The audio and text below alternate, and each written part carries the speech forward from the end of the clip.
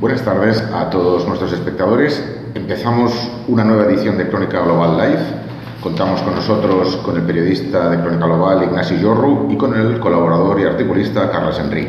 Buenas tardes, bienvenidos. Hola, buenas tardes. En esta ocasión vamos a abordar diversas cuestiones de actualidad del ámbito sanitario y del consumo.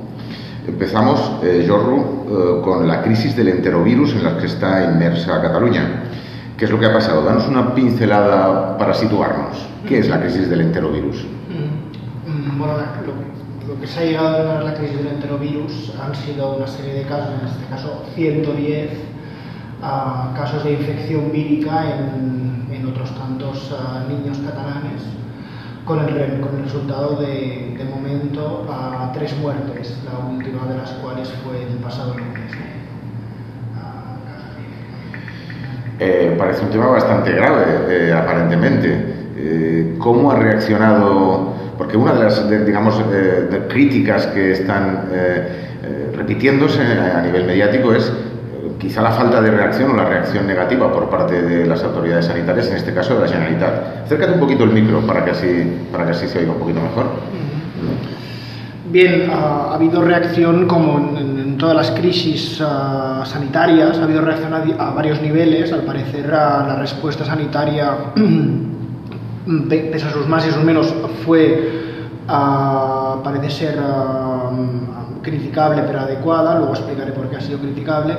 Pero lo que falló sobre todo, y lo que es una crítica persistente a la actuación de la consejería, en este caso de la consejería competente, que es la de Sanidad, que dirige el consejero Toni Comín, es la gestión informativa de la crisis, ¿no? Cómo se está informando a los medios de comunicación y por ende a la sociedad de la afectación, de la curva de afectación de este virus, y cómo ello ha generado una intranquilidad entre los padres y madres catalanes, ¿no? Que lógicamente tienen hijos e hijas y están preocupados por un virus que especialmente afecta a este segmento poblacional. Sí, realmente, para mí es realmente sorprendente la poca información que hay. Es decir, salimos ahora a la calle, seguramente casi nadie sabrá de este tema. A diferencia, por ejemplo, estamos hablando de 110 casos. A diferencia, por ejemplo, del caso, por citar un caso muy conocido, el caso del ébola en Madrid, de la enfermera, que prácticamente cada día desayunábamos con él, cada día, cada minuto, cada segundo.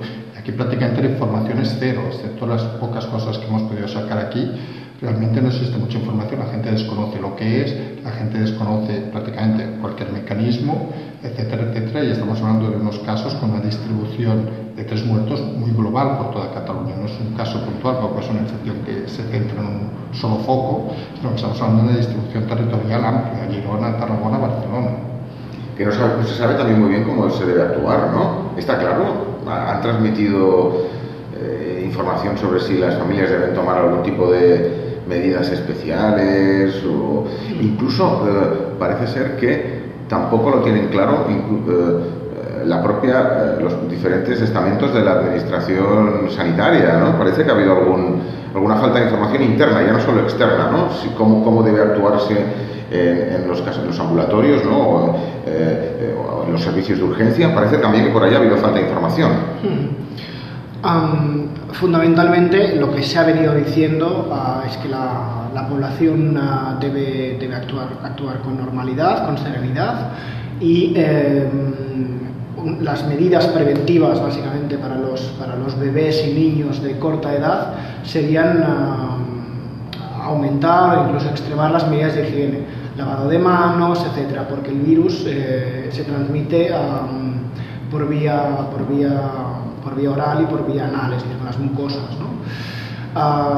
Bueno, en principio lo que se ha criticado o ha sido de alguna manera señalado por varios medios, incluido Crónica Global, ha sido la extensión de la información en todo el sistema, por lo que sería el sistema sanitario catalán, ¿no? Ha llegado la información a todos los ambulatorios, ha llegado a todos los médicos, ha llegado a los pediatras, ha llegado a los niveles de cribaje de los pacientes catalanes. En este caso los niños pensé que nos referiríamos a los pediatras.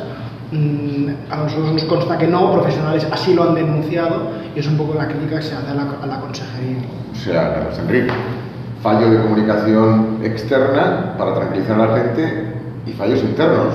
Vamos apañados. Sí, pero es que lo de los fallos de comunicación parece una constante en este gobierno. Es decir, es una cosa que ya puede ser preocupante, porque claro, cuando hay fallos de comunicación en temas que no afectan a la salud o a la vida de niños, pues pueden ser perdonables, pero cuando estamos hablando de fallos de comunicación en temas que acaban generando muertes, es un poco complicado, porque ya me dirán a mí los padres de algunos de estos niños que si nunca han sido informados, si no sabían qué pasaba, ¿cómo te enfrentas tú a la muerte de un hijo de golpe sin saber nada y sin que nadie se haya preocupado, ni el hospital, ni donde estés, previamente, obviamente, ¿eh? Es decir, previamente, porque aquí hay que tirar un lanza a favor de los médicos. Es decir, la gestión de la información que se ha hecho. Yo creo que aquí la criba, obviamente no son los médicos, que hacen una labor profesional fantástica, sino es la gestión de la información incluso que deben haber recibido los médicos, que parece claro que ha sido escasa o nula en algunos casos. Y parece que las críticas a esa falta de información ha generado incluso el nerviosismo dentro de la consejería, ¿no? Se han notado respuestas incómodas y se han cerrado en vez de abrirse, ¿no? Parece que ha ido por ahí un poco la comunicación, ¿no? En vez de pedir disculpas, asumir quizá errores y buscar una alternativa, al contrario, volvemos a lo antiguo, ¿no? Como muestra un botón, la gestión de la crisis empezó de forma muy atropellada, ¿no? Cuando se llevaban... Hace unos meses, hemos dicho, para situarnos, ¿cuándo fue esto? Hace varios... Los primeros casos del ciclo de infección fueron sobre marzo, que es cuando empieza la afectación por este virus, ¿no? Como decía, la gestión de la crisis empezó de forma atropellada porque se informó a la prensa de varios casos de virus, de afectación por el enterovirus. Fue un día de la semana a las 8 de la noche, ¿no? Mediante una escueta nota de prensa.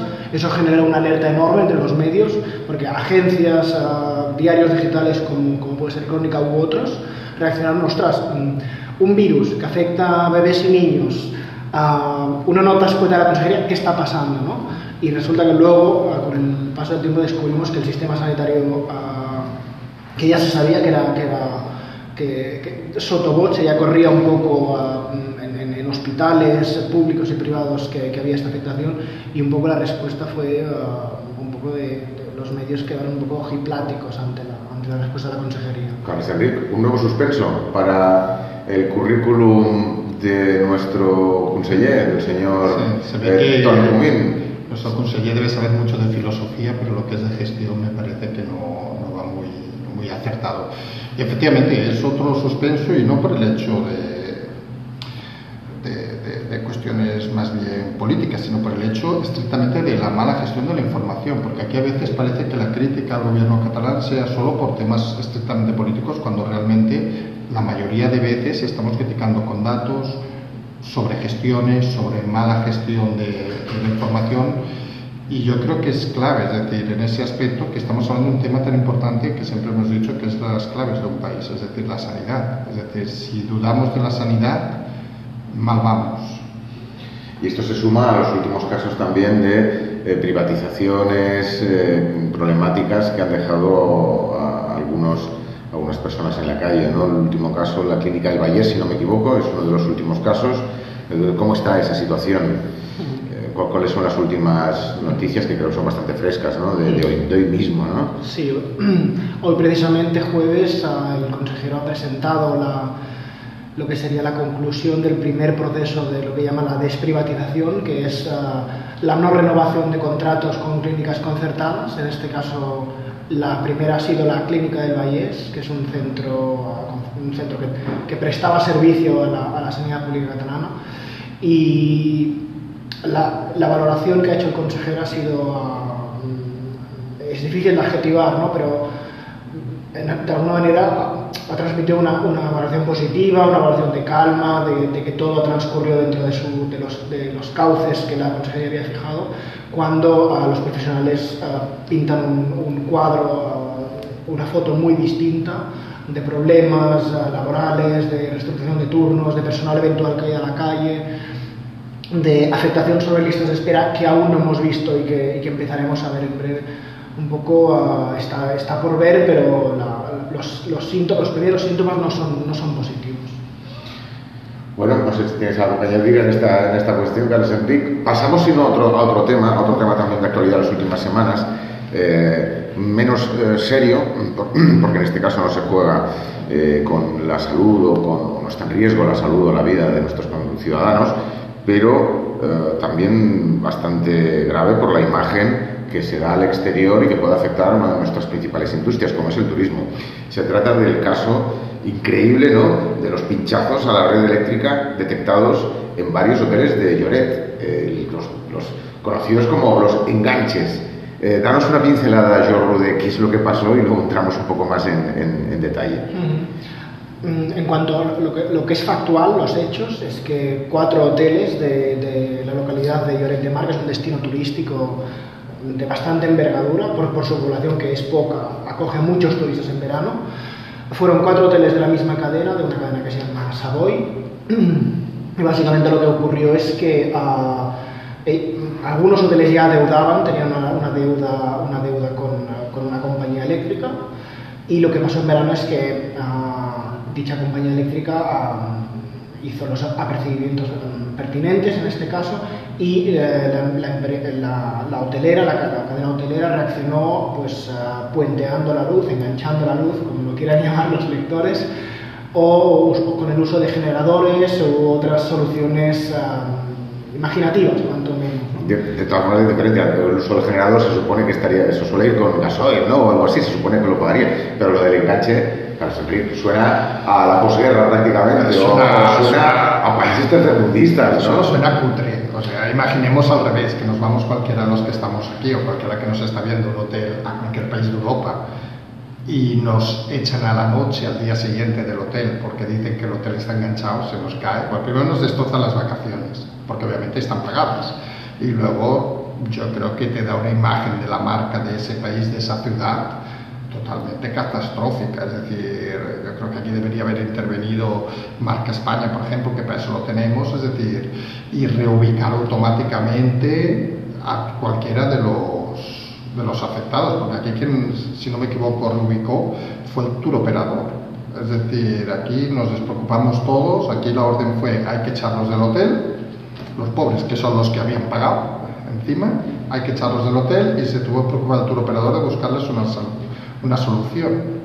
Porque al final fue así, ¿no? Fue la compañía, digamos, cortó el puente, aquello se quedó sin electricidad, y búsquese la vida, y digamos el intermediario más cercano seguramente de los pagadores fue el que dijo: bueno, hay que reubicarlos como sea. ¿Qué ha pasado aquí? ¿De quién es la culpa? ¿Cómo es posible? Yo, lamentablemente, a esa pregunta no tengo respuesta de quién es la culpa, pero sí que puedo arrojar un poquito más de luz, ¿no? Aquí ha habido evidentemente un empresario que se ha aprovechado, ha habido un ayuntamiento, no sé si decir negligente, porque es un adjetivo muy duro, pero un ayuntamiento que ha dejado hacer un poquito, sí, ¿no? Que quizá no ha cumplido lo que debería haber hecho de precauciones, de revisiones, etcétera. Y la propia compañía también, quizá no sabía. Yo creo que, a lo mejor me equivoco, pero yo creo que la compañía menos, porque claro, al final la compañía lo que acaba contando son kilovatios, es decir, no cuenta las entradas o no, y si tiene una derivación del 2% o 3% en el consumo, ellos no lo acaban de ver, es decir, porque si está pinchada la línea pueden ser fugas de luz por malas instalaciones, etcétera. Es decir, que en ese sentido yo creo que la compañía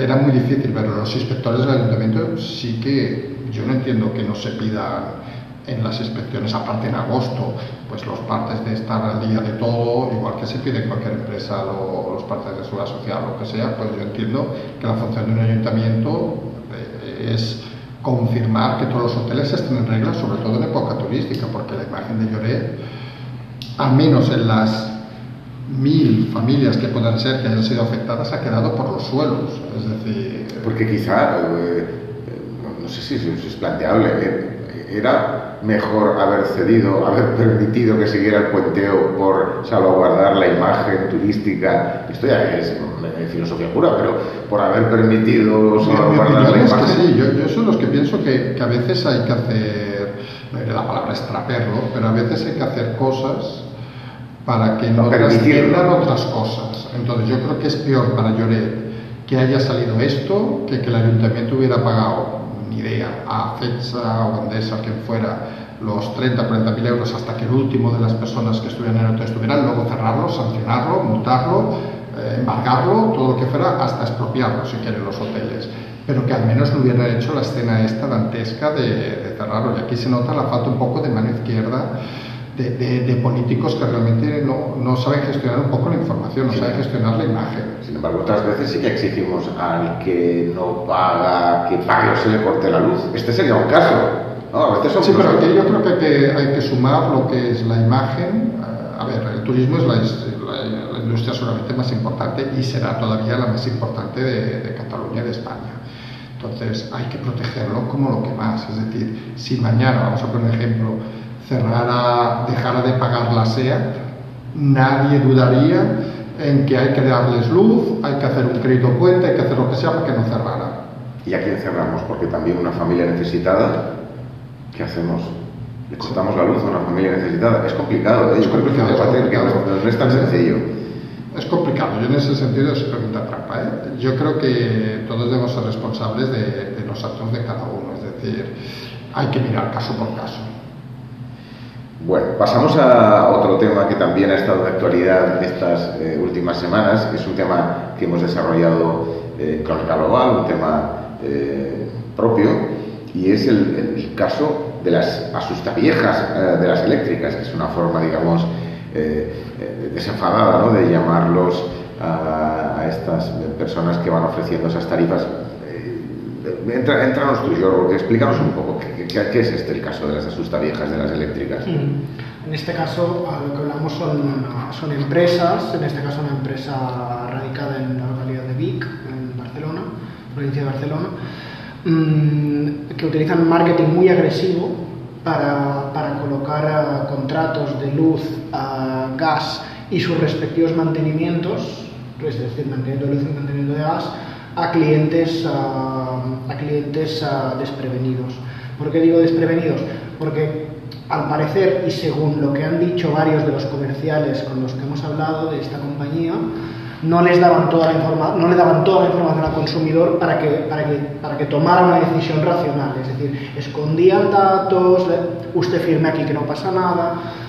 Técnicas de marketing muy agresivo que habría que ver si quedan dentro del límite de la legalidad o no. Estamos hablando de las típicas personas jóvenes habitualmente que llaman a veces a la puerta si da la casualidad de que uno está en horas laborables normalmente, ¿no?, en casa, y te vienen y te dicen: ¿es usted el titular de la luz? ¿No? ¿Tiene una factura aquí? Porque le voy a mirar si tiene el mejor precio, ¿no? Es algo así.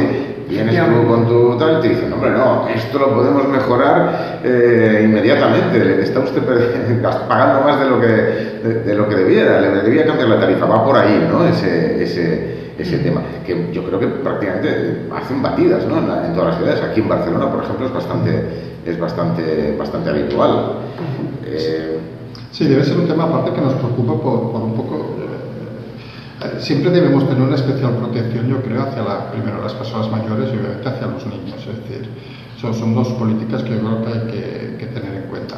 Llamamos de hecho asustaviejas porque suelen ser las personas quizá mayores las que con más facilidad se fían. Y sabemos que la Unión Europea, una de las grandes preocupaciones, por ejemplo, es la defensa de los consumidores, que en el fondo es lo que estamos hablando aquí de consumidores. Recordemos, por ejemplo, el tema de las hipotecas, etcétera, que siempre se han centrado en el tema de consumidores.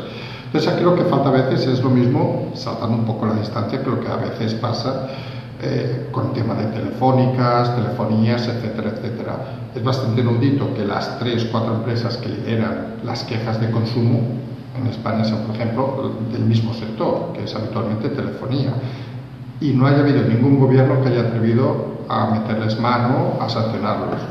Pasa lo mismo con las eléctricas, es decir, hasta que no haya un gobierno decidido, y hablo aquí de Madrid, es decir, porque depende de ellos, es decir, de que estas prácticas deben ser totalmente extinguidas, va a ser un tema complicado, porque en el fondo esto funciona como la vida misma, es decir, al señor que, entre comillas, engaña a la persona mayor, tampoco está pensando que está haciendo un engaño, lo que quiere es sobrevivir a final de mes y sabe que si vende 10 cobra más que si vende 8.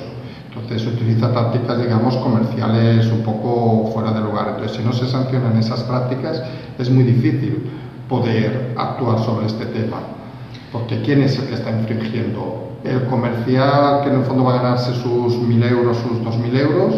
¿O la empresa que está detrás que acaba gestionando 2 millones de altas? Por ejemplo, el caso de las telefonías telefónicas o los propios bancos. Entonces aquí es un problema conceptual de que siempre ha pasado en este país, y más últimamente con la crisis, que hay cierto tipo de empresas que están muy protegidas, y a diferencia de la Unión Europea, que sí que es cierto que establece patrones para defender a los consumidores, en España esos patrones no existen. Bueno, es un claro caso de picaresca que está... Sí, pero fíjate que la picaresca, por ejemplo, el caso en la Unión Europea lo va sancionando, es decir, el caso de las hipotecas no ha sido el gobierno español el que aplicó a raíz del tema de... Tiene seguramente una mentalidad menos latina, menos pícara, menos mediterránea, por decir de alguna manera, más formal, más calvinista, si queremos decirle, y entonces en ese sentido considera que se ha de proteger al máximo a los usuarios. Y concretamente, entrando más en detalle, ¿qué es lo que solían hacer en este caso? Había, bueno, en el caso de las asustaviejas, de las eléctricas, como bien dices, eran mayoritariamente grupos de jóvenes que peinaban, se repartían las ciudades, las ciudades por áreas. Había varios casos, ¿no? Nosotros nos ha llegado denuncias de comerciales que decían que llamaban a la puerta con el pretexto de le vamos a actualizar su factura porque ha habido un cambio legislativo y está usted pagando más luz, el kilovatio más caro de lo que le toca, ¿no? Eso evidentemente no era así, no era verdad, y lo que hacían era un contrato nuevo y acababa el consumidor pagando 2 contratos, el que ya tenía y el nuevo, es decir, tenía que darse, después se encontraba con la ardua tarea de darse de baja de dos contratos firmados, ¿no? Y era bastante complicado hacerlo además, ¿no? No te ponen todas las facilidades para poder volver a la situación anterior. No sé si era muy difícil o no, pero era más fácil, como ocurre en muchos casos, era mucho más fácil darse de alta, es decir, tenían un sistema iban los comerciales llevaban unas tabletas, incluso firmaban por el cliente, era mucho más fácil darse de alta que luego darse de baja, como ocurre en tantos casos. ¿Y algún dato de la empresa? También tenemos algún dato de la empresa digamos, y del empresario que hacía estas prácticas supuestamente al límite de porque todavía no ha sido condenado, entendemos que simplemente hay denuncias y hay algún tipo de quejas. Digamos, ¿hay algún dato, ¿no?, en relación a este empresario que podemos quizá compartir también con nuestros... Bueno, una de las grandes, uno de los jugadores principales en este mercado de colocación de contratos para las compañías eléctricas es Dorset Marketing, que está radicada en Vic, en la localidad de Vic, dirigida por un ex electricista y de la que penden multitud de empresas. Es prácticamente una estructura piramidal, ¿no? Es decir, abren empresas, las cierran, etc. Una de estas, se da la casualidad que una de estas empresas concretamente ha sido denunciada por Inspección de Trabajo, tiene un procedimiento abierto en Valencia por impago de cuotas de seguridad social, y así se le ha propuesto una sanción de 1 millón de euros. El caso se resolverá en enero, pero es un poco, no es una muy buena señal de... O sea, empresas que abren semifantasmas, abren, cierran, no se sabe muy bien dónde están localizadas.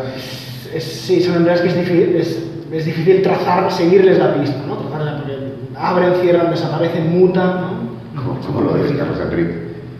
Al final, lo de siempre, es decir, luego irán al pobre tendero que tenga una tienda y le abrirán una inspección y le cerrarán, y cosas que parecen bastante más escandalosas, que se infringen derechos de los ciudadanos, parece que no pasa nada. Es decir, aquí siempre hemos intentado defender la labor, obviamente, de los empresarios, pero yo no tengo tan claro que haya que defender la labor de los pícaros.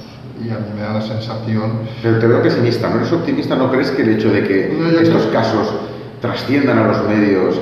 Yo creo que es positivo, es decir, porque esto es como la corrupción al final, si no trasciende nadie lo sabe, nadie actúa.